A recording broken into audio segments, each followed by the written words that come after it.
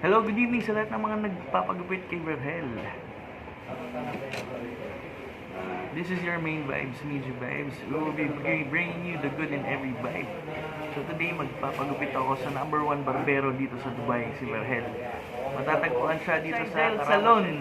Mura na, pogi pa. So, papagupitan ko tong manipis kong buhok. Mapogi. Padagdag ng pogi. Pogi pa lalo.